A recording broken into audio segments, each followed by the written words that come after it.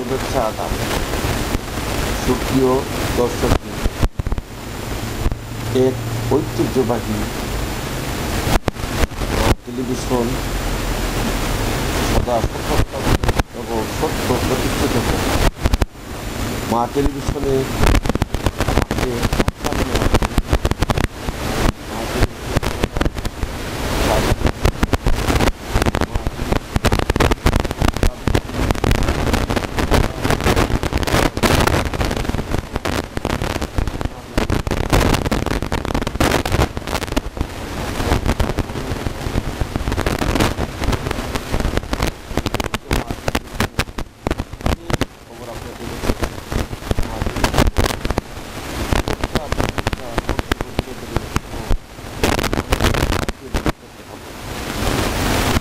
যাই হোক, সত্যের পক্ষে কথা বলে আপনারা আগিয়ে যাবেন। এখানে আপনাদের মাধ্যমে আপনাদের চমৎকার মতামত। প্রিয় ভাইয়েরা, আমি প্রথমে অনুসরণ করছি উত্তরায় বিমান দুর্ঘটনায় বাড়ি বলবো শিশুরা যারা সৃষ্টির মায়া চেষ্টা করে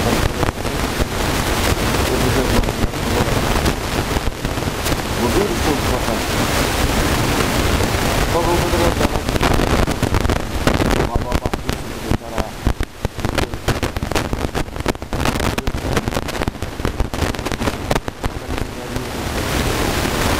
বুঝিয়ে গেছে বলে গেছে, বাবাকে বলেছে ভাইয়াকে বলেছে আবার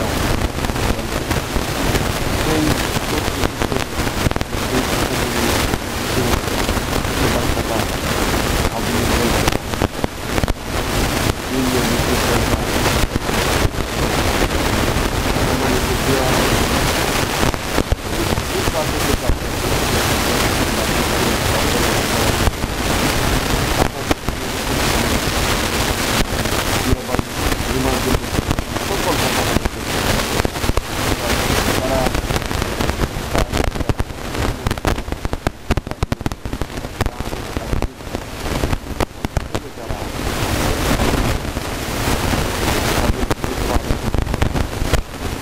ধন্যবাদ জানাচ্ছি সরকারকে। শুধু সিঙ্গাপুর, চায়না, ভারত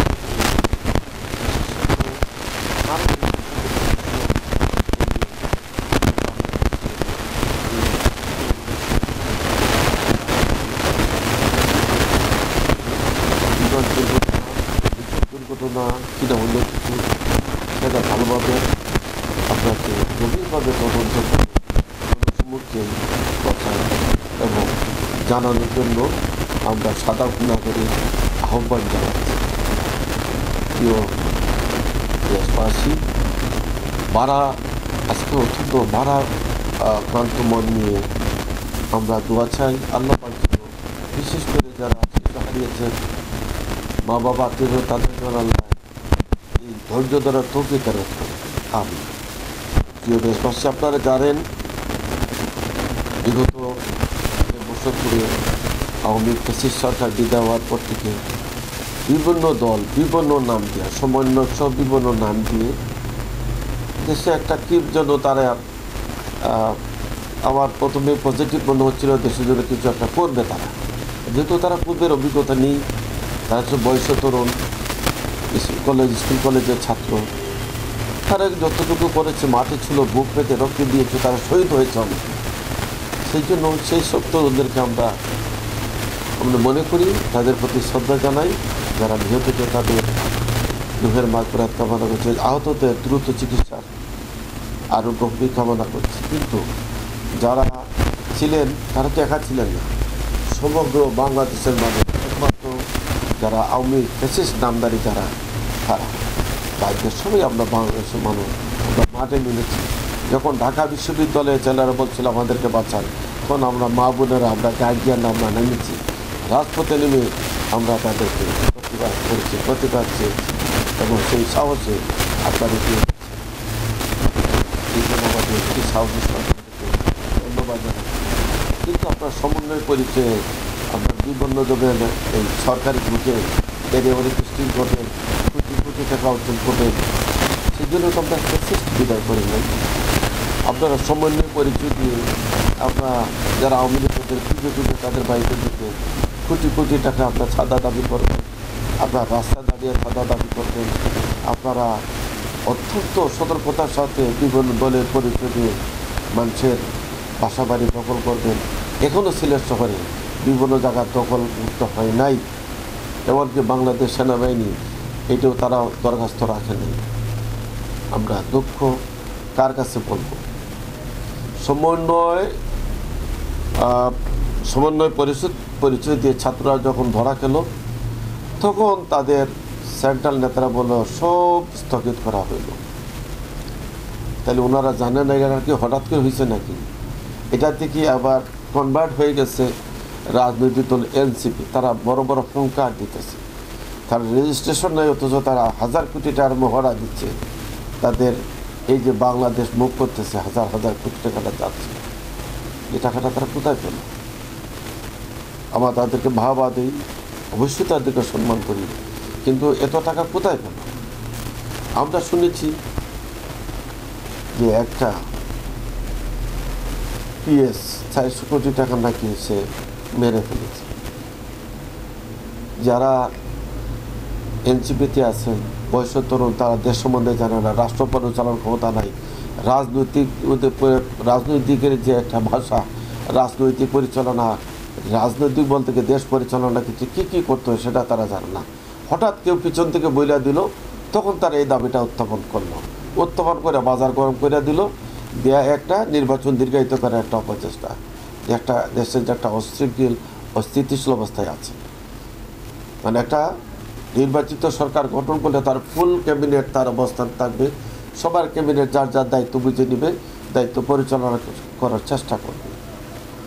তারপরে যদি কোনো সরকার গঠন করার পরে যদি সেই সরকার ফ্যাসিস্ট হয়, ওই রাস্তা আছে, জনগণ রাস্তা চিনে ফেলেছে, রাজপথ দখল করবে এবং তাদেরকে অটোমেটিকলি আওয়ামী ফ্যাসিস্টের মধ্যে বিদায় নিতে হবে। সেই ক্ষেত্রে আমরা চাই সাধারণ নাগরিক আমরা শান্তিতে থাকতে চাই এবং দ্রব্যমূল্য না গেলে বাইরে যেন না যাক, এবং গার্মেন্টস সেক্টরকে বাঁচাতে হবে, ব্যবসায়ীকে বাঁচাইতে হবে। অসাধু ব্যবসায়ীদের জন্য দুঃসংবাদ, তারা যেন আর এই গ্যাপটে মেরে পয়সা থেকে যেন মানুষকে জিম্মি করে পকেট আদায় না করে। সেই আওয়ামী লীগ আমার আর নেই।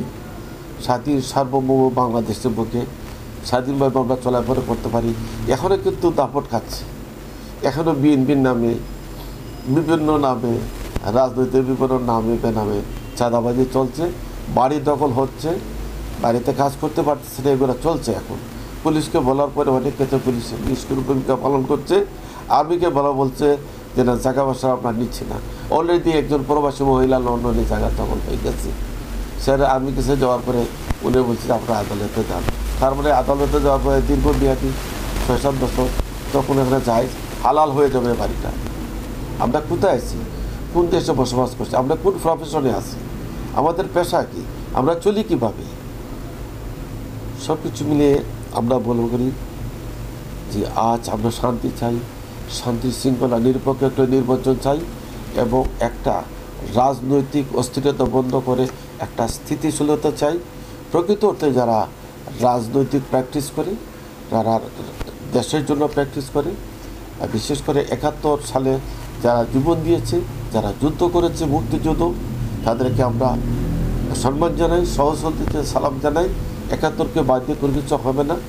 তো সেই ক্ষেত্রে যারা 71কে বাদ দিতে চায়, 71কে পাশ কাটায় যারা অন্য কথা বলতে চায়, হ্যাঁ রাজাকারের অংশ, কোনো ক্রমে তাদেরকে রাজাকারের বাইরে বলা যাবে না, রাজাকার একটা অংশ। সেই ক্ষেত্রে 71কে কখনো অবহেলা করা যাবে না। 71 সালে এই শহীদ প্রেসিডেন্ট জিয়াউর রহমান একটা জেড ফোর্সের একটা ব্রিগেড কমান্ডার ছিল, সেক্টর কমান্ডার ছিল। সেই সেক্টরে উনি একটা বীরোত্তম উপাধি পেয়েছে।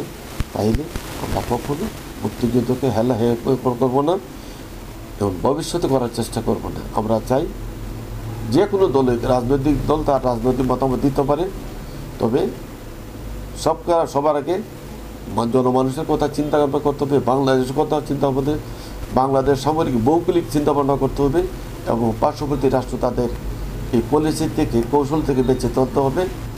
এবং আমরা সর্বশেষ রাব্বুল আলামিনকে প্রার্থনা করি, আল্লাহ পাক আমাদের সবাই ভালো রাখেন এবং আমরা যেন সুষ্ঠু সুন্দরভাবে বাংলাদেশে বসবাস করতে পারি এবং সুষ্ঠু নির্বাচনের মাধ্যমে আমরা যেন একটা নেতা নির্বাচন করতে পারি। অসংখ্য ধন্যবাদ, কৃতজ্ঞতা জানিয়ে মা টেলিভিশনকে আবারও অসংখ্য অগণিত ধন্যবাদ জানিয়ে আমি দেশে এবং প্রবাসে সকল শ্রোতা বন্ধুদেরকে যারা দেখছেন, শুনছেন বা শুনবেন সবাইকে আরও সবার প্রতি কৃতজ্ঞতা জানাচ্ছি। আপনারা চমৎকার মতামত দেন, আপনারা শেয়ার করেন, সাবস্ক্রাইব করেন এবং মা টেলিভিশনের পাশে থাকেন। আমার জন্য সবাই দোয়া করবেন। আমি দীর্ঘদিন অসুস্থ ছিলাম, সুস্থ হয়ে আপনাদের মাঝে ফিরছি এবং